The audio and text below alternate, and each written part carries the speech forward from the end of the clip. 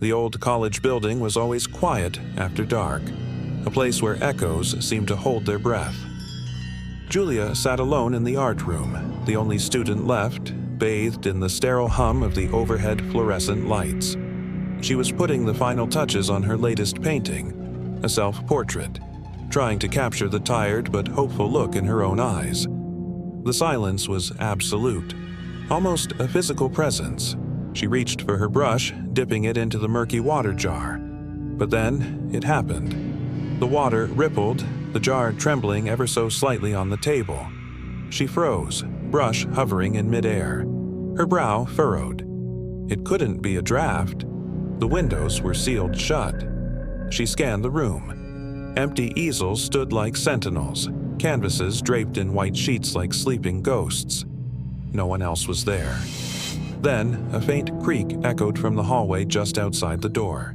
It was a slow, deliberate sound, like old floorboards settling under a careful weight. Julia slowly turned her head. The long, empty hallway stretched out before her, swallowed by shadows at the far end. Nothing. Just the faint glimmer of the emergency exit sign casting a red glow on the polished floor. It was probably just the building settling, she told herself. It was ancient, after all. She tried to shrug it off, turning back to her canvas. But the spell was broken. Her hand felt heavy, her brush stroked slower, more hesitant. The air in the room suddenly felt thick, heavy, and a chill snaked its way up her spine, completely unrelated to the room's temperature. And that's when she felt it. A cold, feathery touch against the back of her neck. It was so light, she almost convinced herself it was a stray strand of her own hair. But it wasn't. It was colder than the air, a pinpoint of ice against her warm skin. She froze solid, every muscle in her body tensing. Her breath hitched in her throat. "Hello?" The word came out as a strangled whisper, trembling in the vast silence. Only the echo of her own voice answered, bouncing off the high ceilings and fading into nothing. She took a deep, shuddering breath and slowly, reluctantly, turned back towards her canvas. In the small hand mirror she'd propped up beside her easel for reference, she saw her own reflection, pale and wide-eyed, and behind her, in the reflection, a shadow. It wasn't a trick of the light, it was a definite shape, a figure standing directly behind her chair. Tall, indistinct, but undeniably there. It was so close its form seemed to loom right over her shoulder, close enough to reach out and touch her. A gasp escaped her lips, sharp and terrified. She spun around in her chair so fast it nearly toppled over. But there was nothing there. Absolutely nothing. The space behind her was empty. The air was still. She whipped her head back to the mirror. Empty again. Just her own terrified face staring back. Her fingers, slick with a sudden cold sweat, lost their grip. The paintbrush slipped from her hand, clattering onto the floor. It rolled under the heavy wooden table, disappearing into the deep darkness beneath it. That was it. She grabbed her bag, her heart hammering against her ribs like a trapped bird, and practically fled the room. The next morning, the bright sunlight of the campus quad did little to chase away the lingering chill from the night before. Julia found her friend Thomas by the fountain, trying to explain what had happened. "I saw someone," she said, her voice still shaky. "In the art room, right behind me, in the mirror." Thomas gave a nervous laugh, trying to brush it off. "Come on, Jules, you know how that building is. It's ancient. Shadows do weird things in those old rooms, especially at night." Julia shook her head firmly, twisting the strap of her bag. It wasn't a shadow, Thomas. It was a shape, a person. She didn't like how easily he dismissed it, how his calm felt like a dismissal of her own terror. He didn't believe her. She could see it in his eyes. That evening, against her better judgment, Julia found herself walking back towards the arts building. She told herself she was being ridiculous. She just needed to finish her painting for the upcoming student exhibition. That was all. She couldn't let a spooked imagination get the better of her. But the moment she stepped inside, the air felt different, colder, denser. The silence was heavier than before, pressing in on her from all sides. She walked down the long, dim hallway, her footsteps echoing unnervingly loudly. When she pushed open the door to the art room, her unfinished painting was waiting for her on the easel, exactly as she had left it. The room was just as silent, just as still. She walked towards it, a sense of dread coiling in her stomach. And then she stopped dead. There was something new on the canvas, something she hadn't painted. Her self-portrait stared back at her, but now, behind the painted figure of herself, there was another shape. It was faint, almost like smoke or a watercolor bleed, but it was unmistakably the shape of a person. A second, shadowy figure lurking just behind her painted shoulder. Her heart didn't just skip a beat. It felt like it stopped entirely for a moment. She knew, with absolute, bone-chilling certainty, that she had not painted that. Her hands began to tremble. Just then, her phone buzzed in her pocket, the vibration startlingly loud in the dead quiet. She fumbled for it, her eyes still locked on the terrifying addition to her painting. It was a text from Thomas. The message glowed on the screen. "Hey, don't stay there alone. I just ran into campus security. They said someone reported the lights in the art wing flickering on and off for an hour after you left last night." Julia's blood ran cold.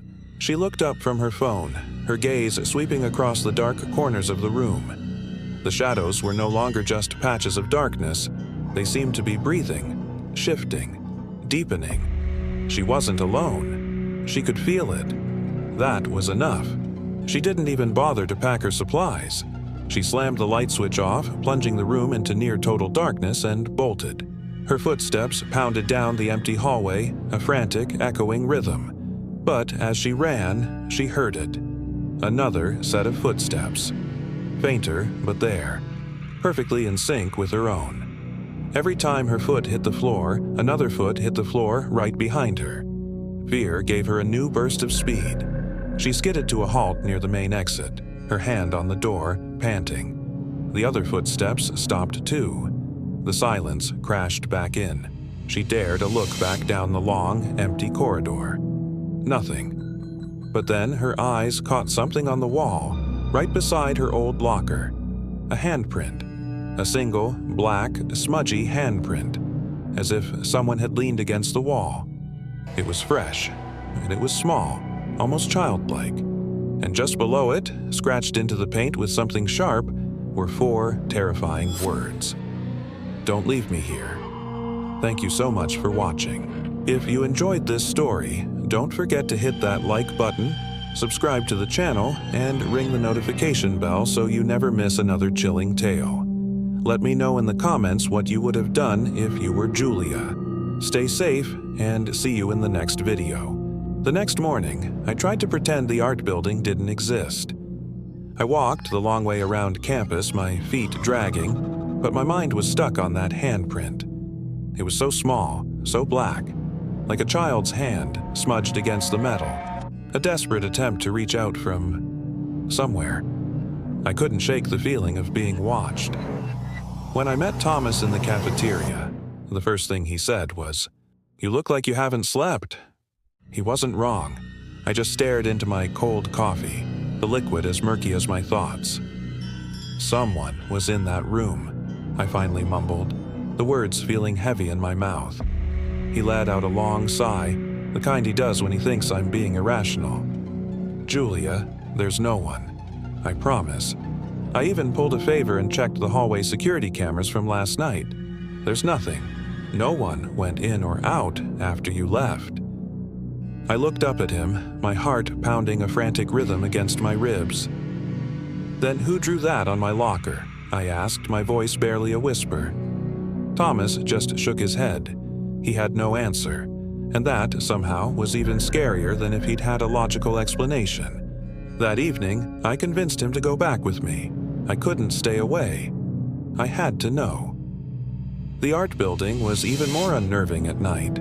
The long hallway was dark and the windows were fogged up with condensation. blurring the outside world into a series of indistinct smudges. It felt like we were stepping into another dimension. I turned on my phone's flashlight, its beam cutting a nervous path through the gloom. My easel stood where I'd left it, but something was wrong. The canvas, the painting I'd been so obsessed with, was gone. My blood ran cold. In its place on the dusty floor was a trail of tiny blue paint drops, my signature color. The drops led directly toward the back door of the classroom, the one that opened into the storage basement. Thomas frowned, his voice tight. "That door is supposed to be locked. It's always locked." I didn't say anything. I just walked over and reached for the old brass handle. I expected it to be firm, immovable. Instead, it creaked open with an unsettling ease. A blast of cold, stale air rushed out to meet us, carrying a faint, cloying smell of dust, dampness, and old oil paint. The smell of things forgotten. We hesitated for a second, then stepped through the doorway. The basement was a chaotic graveyard of artistic ambition. Old canvases leaned against the walls, their faces turned away like shy ghosts. Broken frames and splintered furniture were piled in dark corners. The only sound was the steady, rhythmic dripping of water somewhere deep in the darkness. It sounded like a ticking clock, counting down to something terrible. I moved my flashlight beam slowly across the walls, a silent prayer on my lips. Then the light landed on it, and I froze. My breath hitched in my throat. There, hanging on the far wall as if in a gallery, was my missing painting. But it wasn't my painting anymore. It had been changed. The girl I had painted, my self-portrait, no longer looked thoughtful. Her expression was one of pure terror. Her eyes were wide, her mouth agape in a silent scream. And behind her, the smoky, abstract shape I had painted had sharpened, coalesced. It was a face now. A girl's face, pale and gaunt, with wide, dark eyes and a malevolent grin. Thomas stepped up beside me, his own breath catching. "What the hell?" he whispered, his voice shaking. Suddenly, the single bare bulb hanging from the ceiling flickered violently. Once, twice, then went out, plunging us into absolute darkness except for my phone's weak beam. A faint whisper brushed past my ear, so close I felt a cold spot on my skin. He never believed me. I gasped and spun around, my light cutting frantic arcs through the dark.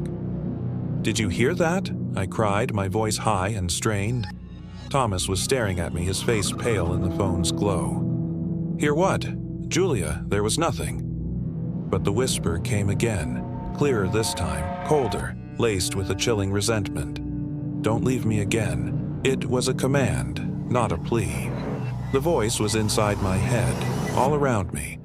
A wave of dizziness washed over me, and my phone slipped from my trembling fingers. It clattered to the concrete floor and rolled, its beam spinning wildly before landing on the far corner of the room. And that's when we saw it. In the corner, a dusty old rocking chair was moving, rocking slowly back and forth, on its own. Then it just stopped. The silence that followed was deafening. "We're leaving.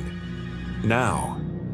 Thomas grabbed my hand, his grip like iron, and pulled me toward the stairs.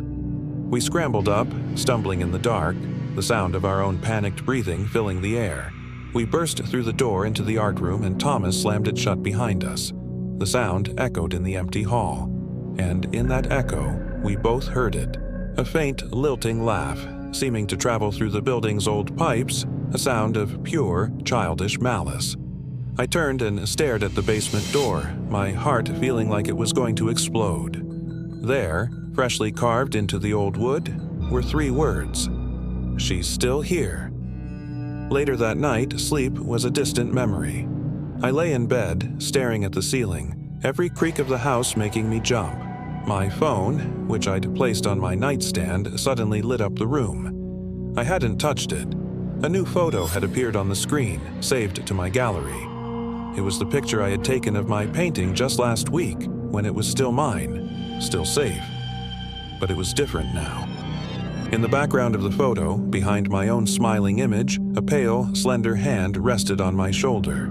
A hand that wasn't there when I took the picture. My own hand, holding the phone now, was trembling violently. I hadn't noticed it before, but now I couldn't stop. Because I knew, with a certainty that chilled me to the bone, that she wasn't just in the school anymore. She had followed me home, and she was right here with me, in the dark. Thanks for watching. This story is just getting started. So if you want to find out what happens next, make sure to hit that subscribe button and turn on notifications. You won't want to miss it. See you next time. Days went by, and Julia stopped showing up for class. It was strange. She was never one to skip, especially not art history. I tried texting her, asking if everything was okay, but her replies were off. They were short, distant, not like the Julia I knew. It felt like I was talking to a stranger.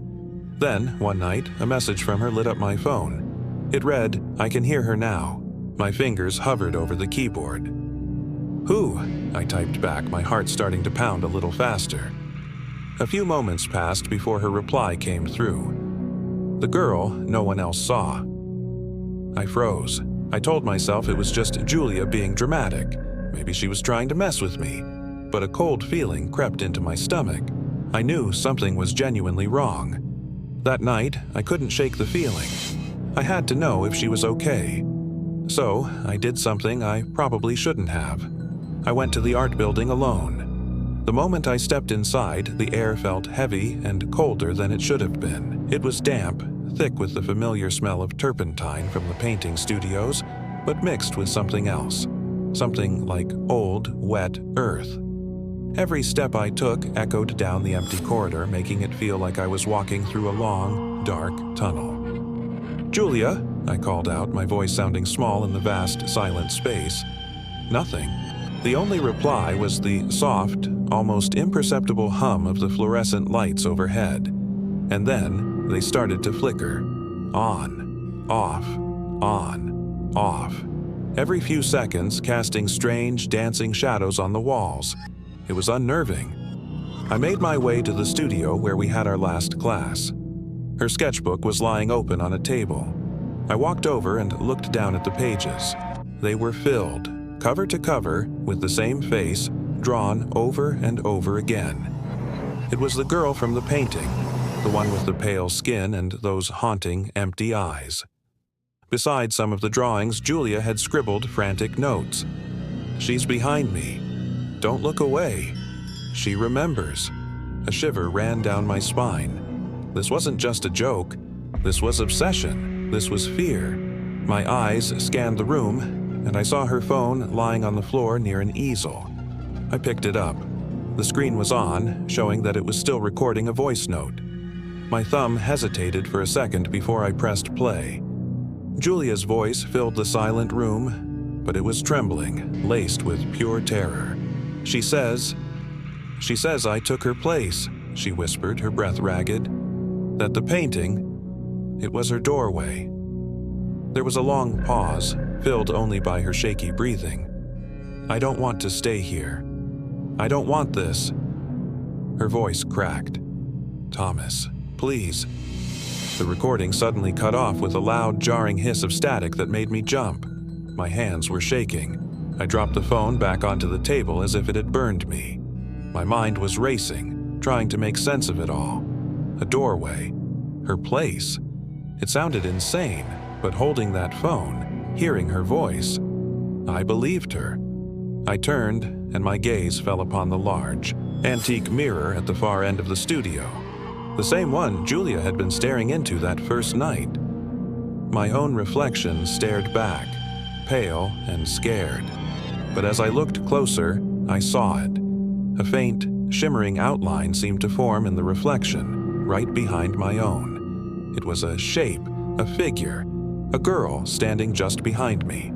I spun around, my heart hammering against my ribs. There was nothing there. The studio was empty. My breath caught in my throat.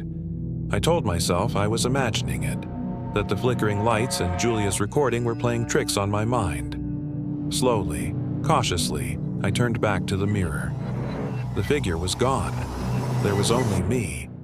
But then, my eyes drifted past my reflection to the end of the long hallway visible through the studio doorway. And that's when I saw her. Julia.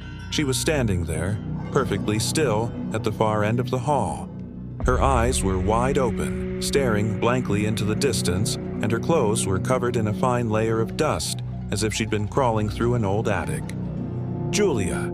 I shouted, a wave of relief washing over me. I started running toward her, my footsteps echoing loudly in the empty building. "Julia, are you okay? What happened?" But she didn't move. She didn't even blink. As I got closer, her mouth slowly opened and she began to whisper. But the voice that came out wasn't hers. It was deeper, colder, ancient. "You shouldn't have come back." The lights flickered violently.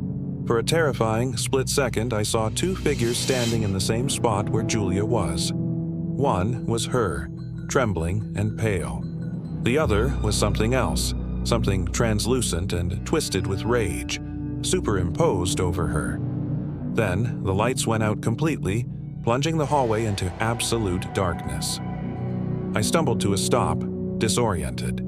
It was only for a few seconds.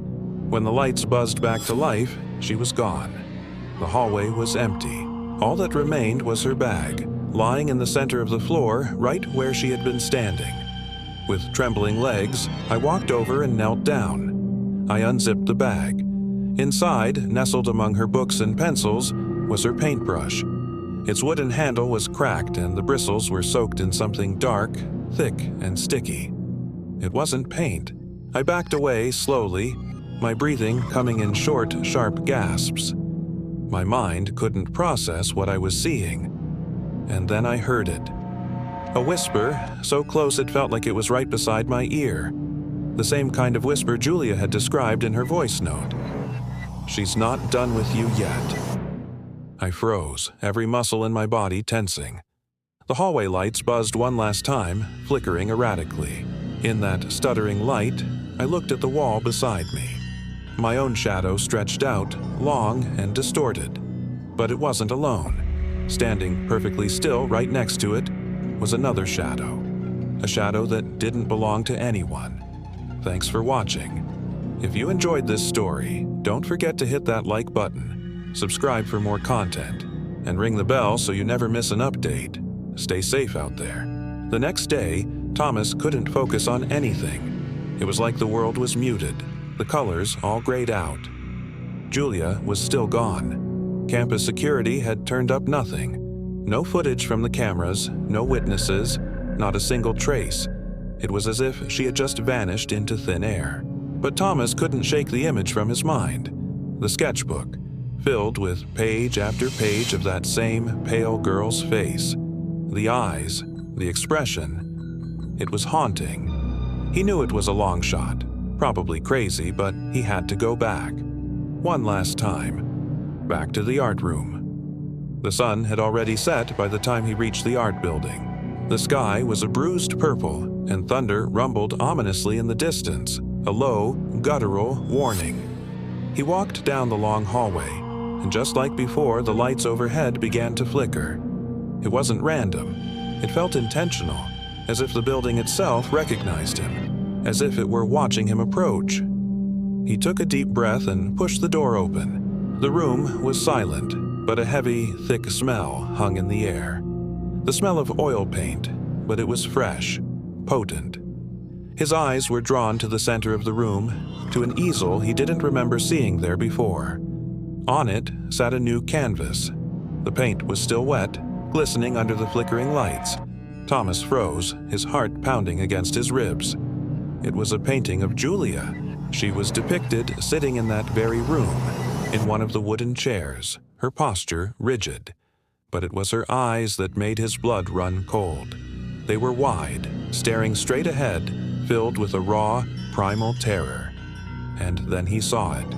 A hand, pale and slender, resting on her shoulder from behind. A girl's hand. He could barely get the word out, his voice a choked whisper. "Julia." Just then, a faint sound drifted from behind the canvas. a soft, rhythmic scraping, the sound of a brush moving across a surface. His feet felt like lead, but he forced himself to move, circling the easel slowly, cautiously. A paintbrush, still slick with wet paint, lay discarded on the floor. But when he looked back at the painting, something was happening. The strokes on the canvas were changing, shifting right before his eyes. New lines were forming on Julia's face, her expression twisting from stark fear into a deep, heart-wrenching sorrow. And then, her eyes in the painting moved. They darted to the side, looking right at him. Thomas stumbled backward, his mind reeling. "Julia, can you hear me?" A whisper, thin and ethereal, seemed to echo from the canvas itself. She wanted to be seen. The lights in the room began to flicker violently, erratically, casting the room in a strobe-like chaos of light and shadow. Panic surged through him. He lunged forward and grabbed the painting, trying to yank it off the easel, but it wouldn't budge. It was as if it were fused to the air, held in place by some unseen force. The whisper came again, but this time it was layered, interwoven with a voice he recognized as Julia's. "You shouldn't have opened the door."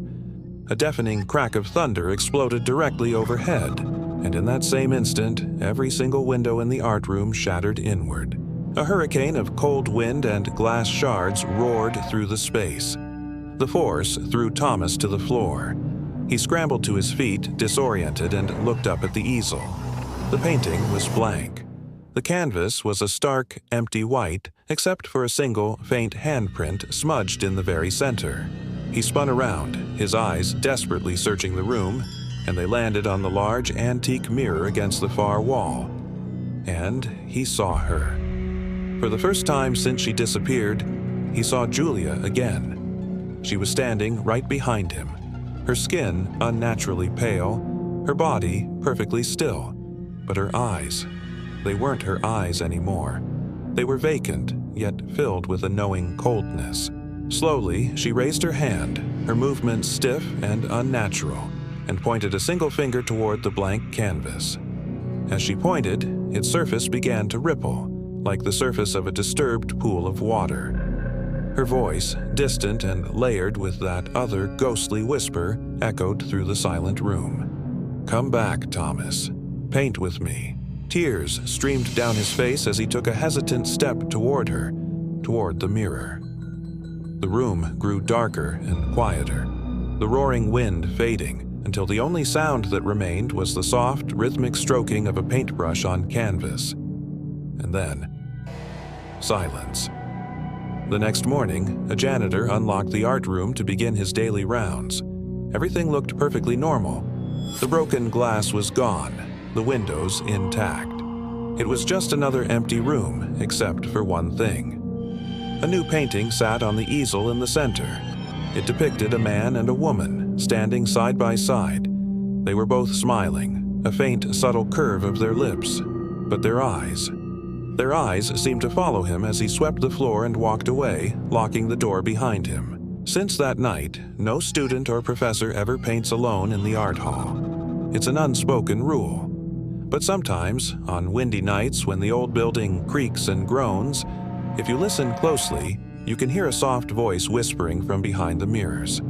A voice that says, "The girl no one else saw sees you now." Thank you for watching.